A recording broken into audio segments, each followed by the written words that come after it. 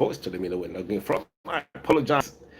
I am beaming on the YouTube facility of this news network, which for a while, for some technical reason, it's been difficult to cross stream, to cross broadcast. And this is being attended to. I apologize to those who've been writing to us asking, look, how come we can't access the content? Well, quickly, obvious witnesses, there are a few stories in the news at present, and one of them is a story yonder in Zambia, and it's relating to a minister who's had to resign following a matter of controversy. People must have read that story, and that matter, in due course, we should be hearing the full details of what really happened. And it relates to this minister having been seen, viewed in a video, a social media video, a video that was offloaded purportedly by someone inside a business, the mining business transaction of his. But quickly, what is this about? This is a minister now who has had to resign way before anything else could be done. And this is because he said, look, this matter has just caused an unhealthy conversation that he wishes not to see the government being encumbered with. Have you seen that story? Have you read about that story? That story is in the news. So quickly right now, viewers, witnesses, there is this one. As I speak, I've typed a headline here, and I've also put a write-up, a short write-up, or an introduction for people to see.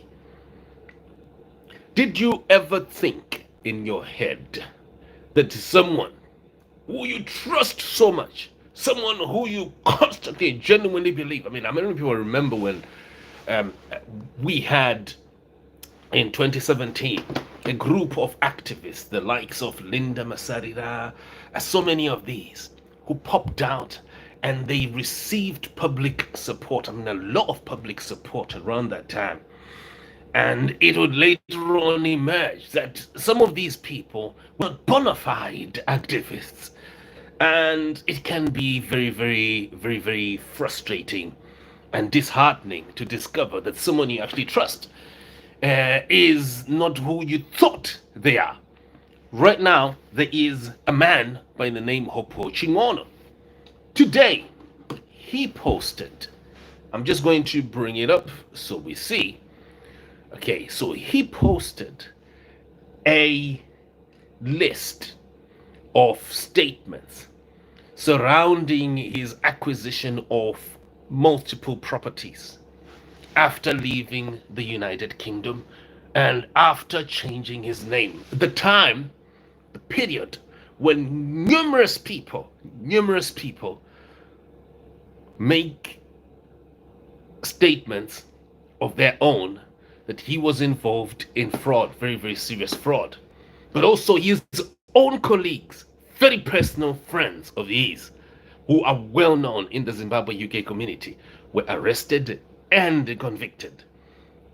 And he has today, instead of divulging the company or lender that he says in an April 23 date posting that made him obtain property ownership status following a sports car loan or a sports car credit in 1996.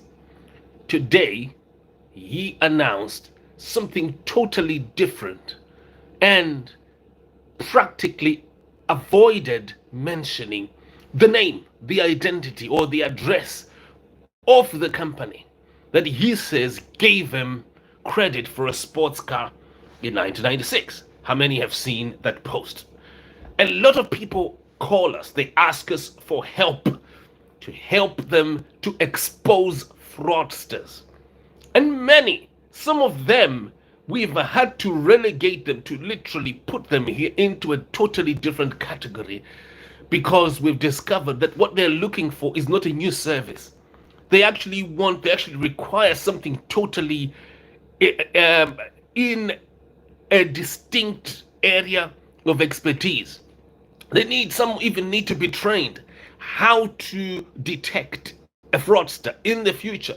Because I could lose 10,000 or 100,000 today and then maybe recover half of it. But if I have not recovered my ability to detect, my ability to understand, to spot a fraudster, then I am still a defrauded person, even after recovering whatever, because I will be deceived once again and once again until I get deceived again. So there is this matter where Hopewell Chin'ono totally avoids the bank, or the lender in this case should be a dealership that he says gave him a sports car loan, or a sports car on credit at the age of 25 that was worth 50,000 British pounds in 1996. The very loan that he actually states in his postings that gave him, according to him, elevated him to property ownership status. How many have seen that post on the 23rd of April this year? And all this while, between April and December, we have been wanting to know the Tiwuze Zita. We just want to know the name. Because every person has a bank statement. Every person has a ledger. Every person who has been working, if you've been working at the BBC, you have been working at the ITV, you will have a wage slip. You have a paper trail that shows with Maria Kupi.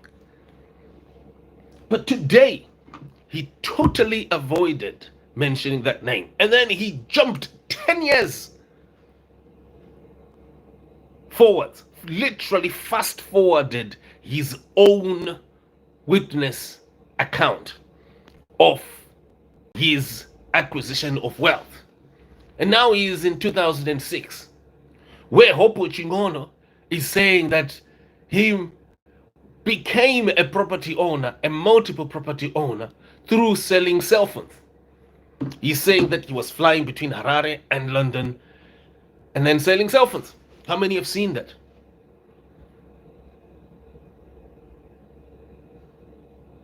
I'm not saying that the selling of cell phones didn't happen. But if you do sell cell phones and then he says that he became one of the best, one of the top sellers of cell phones in Harare, or is it in Zimbabwe? And so if he did that, where did the capital come from? Yakabva kupi mari yacho kana akanga akazviita. But you're now in 2006. Tell us about what happened in 1996. Kumashure ukoko. Usati siye tiri hanging pa identity ye institution yonoteka kupa mota. Wajamba 10 years. And right now, you notice that he avoids this. What does this tell us? Ukoko. Hama ndiko kubata kwatinoita mbavha. Mbavha hadzinetsi kubata. Mbavha unodzibata kungotaura nayo so. Unobva watopika zvinhu zvakawanda. Nekutaura ikoko. Especially mbavha, ukaona mbavha ichikanda ichitaura zvinhu zvakawanda, zvinhu zviri colorful. In one statement, you were simply supposed to tell us the name of the bank or the institution or the dealership that gave you that sports car. You are now throwing 100 things in one post, where now all of a sudden the story has changed. Fast forwarded from 1996, you're now in 2006.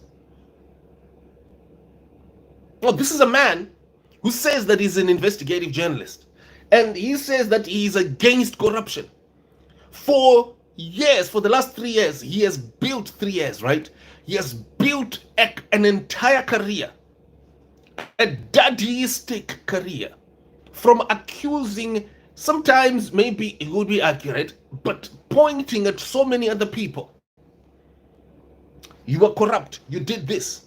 But particularly, he became a daddy character, an exalted daddy character, from accusing the Nelson Chamisa-led party of corruption. First, accusing Nelson Chamisa's party of getting money from embassy and the civil society of getting money from embassies, and accusing them of raising tension with the military, such that he himself prescribed to the military that the method to deal with Chamisa's civil society between from the 2018, 2019, throughout the crackdowns, that the way to deal with them is to offload the army on them, send the army, and he actually prescribed that the army must meet the civil society regularly in order to reduce tension. I'm using his exact words, in order to reduce tension. He himself, Nemurumwake. And then he accused Nelson Chamisa's party and the civil society of failing to expose corruption. And then he announced himself as the daddy. This is on the 28th of May, 2020. The daddy who is going to confront ZANU-PF, expose it, and deal with ZANU-PF, and be effective. And then, in no time at all, by July 2020, he slapped with dismissible charges by the same government, the same military government that he is working for, per his own words, and advising on how to crush the Nelson Chamisa-led civil society. The method being the army must descend on them and meet them regularly. So he then becomes an exalted daddy character. Throughout this period, an exalted daddy character,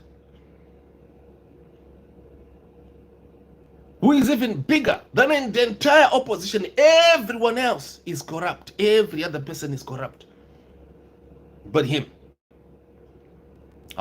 Every person, no matter who you are, even judges, have to be accountable. If you see a judge driving a car today that does not match their income, they must account for where they got that money. And that's the same thing with my journalist. If you see ndakapfeka bhachi rangu iri and my income doesn't match, I must explain. And that is the matter with Mukomana anonzi Hopewell Chin'ono uyu akachinja mazita, who changed his own name. So I put this up in a post. You can read it. Let me just drop it onto the screen so people can go through it, and then I'll be out. I'll be back a bit later on. Okay, so here we go. Let me just do this. Oh, how do I change this? Goodness me. Yes, I think I've changed now. Okay, so here is the article.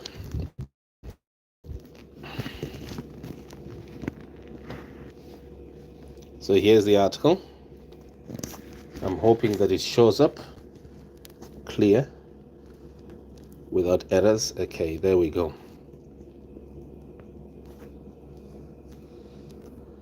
So the piece is here.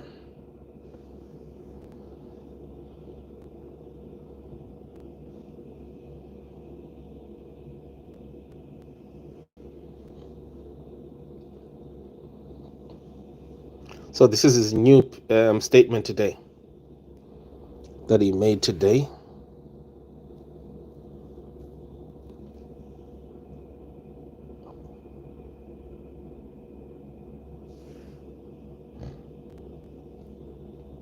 And this is the major area here, where he says, that period when I couldn't work as a journalist in 2003 and 2006, became the period I made money, became the period I make money, buying properties. That became my pension. I literally made lemonade, he says.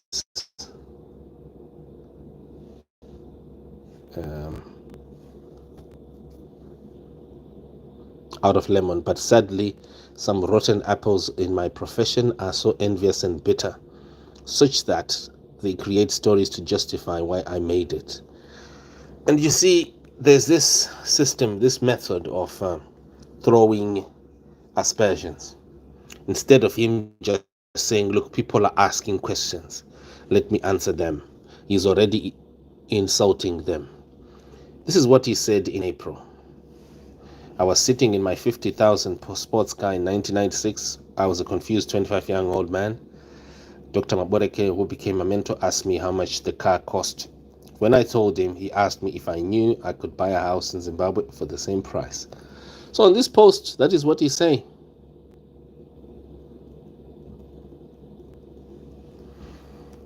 So these are the inconsistencies that we see in this man. Highly, too many contradictions here. Too many contradictions for comfort. Irikupi yoyo. Akasataura yoyo 50,000. If he doesn't mention that company for that lender, then Zimbabweans should know. But he has failed. We're now in December. It's April now. It was April when he mentioned this. We're now in December. He still hasn't said so. Now he has changed, he has shifted, and he has fast forwarded. He is now in 2006 from 96, when he is simply supposed to give us the name. If you didn't steal that so-called sports car that you say you had, or that 50,000 that you say you had, legitimately, what else did you do? Where did you get it? Allow me to cut, folks.